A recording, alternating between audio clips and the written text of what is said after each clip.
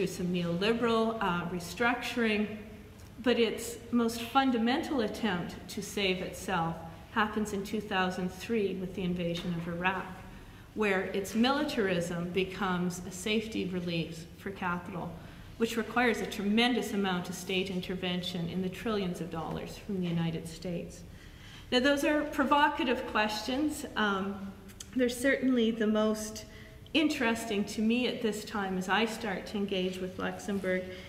But I want to just leave with a quote, which is at length, and how she closes her work on accumulation, because she does want to draw our attention to alternatives. So she closes by saying, "Capitalism is the first mode of economy with the weapon of propaganda, a mode which tends to engulf the entire globe and to stamp out all other economies, tolerating no rival at its side. Yet at the same time, it is also the first mode of economy which is unable to exist by itself, which needs other economic systems as a medium and soil.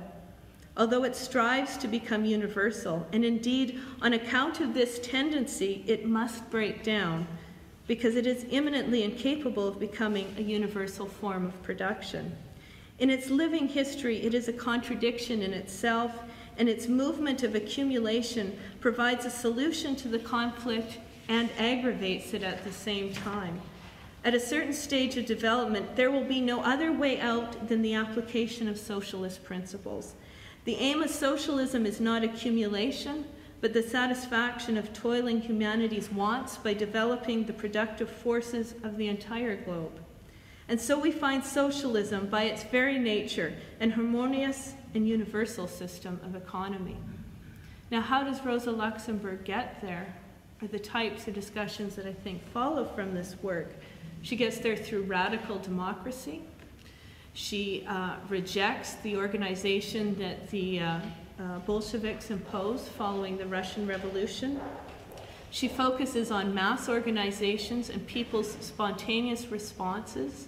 Things like food riots are not simply about the price of bread, which I understand is outrageous in South Africa recently, reading the newspaper, but are real political transformative responses to experiences of global capitalism.